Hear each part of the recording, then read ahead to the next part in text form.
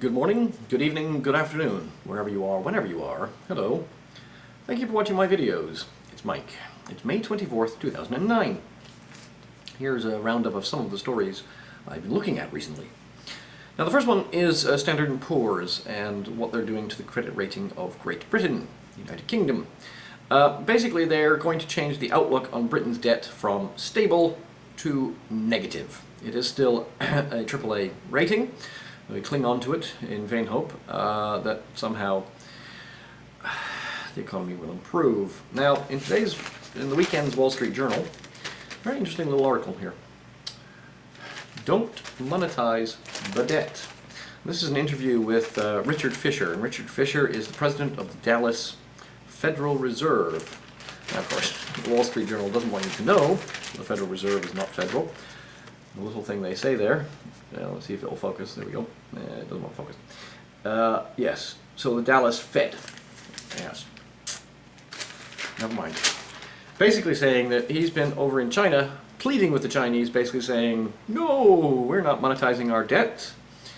We've got tax revenue coming in. We've got people living in the country that we can screw. It'll be fine. So I wonder how long it'll be before Standard & Poor's decides to cast a close look on the United States economy. Now, of course, there is talk that this is just in battling between various nations as to who can destabilize their money quickest. That's the other thing. A lot of people are saying, well, of course, the dollar's going down this week. Yes, people have finally clued into the fact that dollar's not so hot. In Canada here, they've been reporting on the news, on the radio today, that over the weekend was, basically saying the Canadian dollar is doing great, but we don't want it to get too good because that will mess up our exports. Oh, it's going to get fun. Now the credit rating thing. If the credit rating downgrade goes through, please check the links here, could threaten the car industry rescue plan. Essentially basically saying that the European Investment Bank, which is setting up loans of £1.3 billion, won't be able to do it if the UK's credit rating is downgraded, because they're not allowed to loan money to a country that has less than AAA credit rating, which would mean that Britain would be unable to finance helping out the beleaguered British car industry. Now, for those of my viewers in North America and in the UK, you may not be aware that the rest of the world is also going to heck in a handbasket.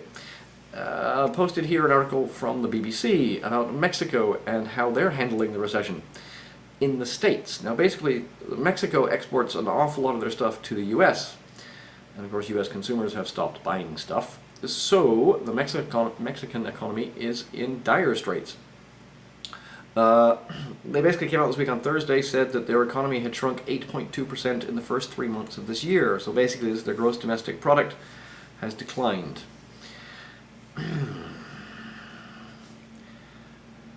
That's over the year.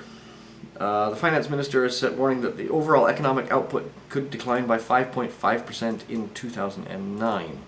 So basically in the year from March to March, their economy has shrunk 8.2%. So, what's this going to do to the economy of Mexico? Well, you can well imagine. I don't know if they're counting the drug trade as part of their economic output, but perhaps they'll start doing that. In the UK, you have a number of debt charities to help out people who are experiencing problems during this recession with credit, or rather with debts that they can't afford to repay. There's a number of these charities over in the UK. One of them is called National Debt Line. There's a few others. There's the CCCB, I think it is, and there's Pay Plan, and there's a couple of others. Now, some of them are funded by the banks, and some of them are partly funded by the government. The National Debt Line, partly funded by the government, has to turn away 800 calls a day because there aren't enough people to answer the phones or to give intelligent responses to questions regarding finances in the UK. Kind of indicative of the number of people that are calling them. They have to turn away 25,000 calls a month. So effectively they're getting 50,000 calls every month from people wondering what they're going to do about their messed up finances. In other news, it is Sunday, so I was checking other things out. Is the rise of the digital ID inevitable? Basically, Ellen Gibson has a look at some of the new technology that's out there. Basically, the idea being that Switzerland, on May 17th, Swiss voters narrowly approved a government plan to switch over to electronic passports tied to a national fingerprint registry. The new passport will contain a microchip that stores personal data, a digital photo, and 2 fingerprints. Probably these 2. But then again, it could be the thumbs. Who knows? What if you don't get the thumbs? Let's not go there. And she goes on to say that Switzerland is actually way behind much of Europe. All EU nations must institute fingerprint-enabled e-passports by next summer. Now, Bilderberg last weekend, Charlie Skelton was sent by The Guardian. Now, Charlie Skelton is a comedic writer, and he was sent by The Guardian to go basically do fluff pieces on Bilderberg. Well, he made the mistake of pointing a camera at the hotel, and then he was hounded for days, by the national security, the Greek National Security Agency. And some of his articles are linked off of the article I've linked, so you can go read his other articles. But basically saying at the end, right, so the next one, let's all get together and tell these little slugs where to get off. And he's got an email address there, Bilderberg 2010, so you can email him and they can start prepping and getting together and actually do something at next year's Bilderberg, wherever it happens to be. He's got some really funny stories of his whole experience. But anyway, one of the things that he's on about is stop these identity cards. Well, I'm sorry, Charlie. The EU has already decided that this is going to happen. Not much we can do about it. In other news, in the UK, I've got an article here linked to radio. Of course, one of the things I'm really into is music, and radio is a little pet subject of mine. Bauer beaten to the punch in the radio deal. Basically, part of the deal that saw Global Radio Group, acquire all these radio stations across the UK was that in certain markets they had to get rid of competing stations. So for instance, in Birmingham, they couldn't have Heart and BRMB. So they had to sell off BRMB. So there was a bunch of them they were selling off, and they were negotiating with Bauer to do this, about selling these radio stations. Well, they dragged on because the German company was just dragging their feet. But Phil Riley stepped in, formerly chief executive at Chrysalis. He's bought 8 radio stations from under the nose of Bauer, and he promises to keep them local. He's not going to make a new chain to compete with these guys. They're just going to be local stations. So that is excellent news for people in the UK, if you happen to be in a listening area of these stations. Heart, however, in East Midlands, Heart will stay Heart, but it'll be owned by Phil Riley. Finally, comical little thing. Apparently in the UK, motorists fail to recognize road signs. A little article in The Guardian here. 2/3 of motorists are unable to identify a zebra crossing sign. You don't want to know what a zebra crossing is if you don't live in the UK. Almost half were stumped by the no motor vehicles warning.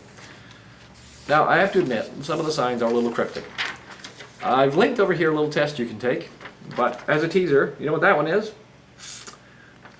Who thought that was a good sign? Basically, vehicles carrying explosives are not allowed. Personally, I seriously doubt the terrorists will bother with the sign. They probably don't even know what it means. My other personal favorites, this one here, which is a quayside or dockside, so be careful you don't drive your car into the sea. And this one here, which is danger of grounding. Basically, watch out, there's a big hump in the road, and if you're driving a big truck, you may have difficulty. That one there, I'm not going to tell you because it's on the quiz, and if you get it right, I'll be amazed, because I got that one wrong, the only one. And then this sign, this is the catch-all sign, okay? So this is the danger, something is up. In this case, this one's a hidden dip. Now the first time I ever saw one of these signs, the sign underneath said, badgers! There's like, badgers! There's badgers! They got crazy signs in England. Once you get used to them, it's fine, but I used to do a lot of driving in England. I used to drive, I drove all over Great Britain in my last job. My job was drive around and actually try and sell software to demonstrate software to companies all over the country, and I did approximately, roughly between 20 and 40,000 miles a year of driving. So I got to see lots of different road signs. Finally, to end it all off, things my girlfriend and I have argued about. The story of Mill, his girlfriend Marguerite, and his 2 children, and the things that trigger arguments in his relationship. And finally, a bunch of links to videos, just because it's the weekend. And so what I've got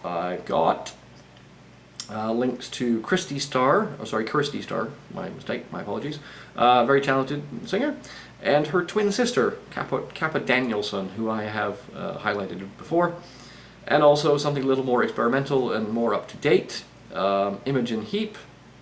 I've linked her official channel and a video from her, a playlist from her, and another video from her collaborative effort called Frou. So there you go. Okay, folks, might as well have fun. We all know what's going to happen. Yep. All we can do is prepare. Peace, love, understanding. Think about things. Get ready. We've got some time still. Not a lot, but some. Bye.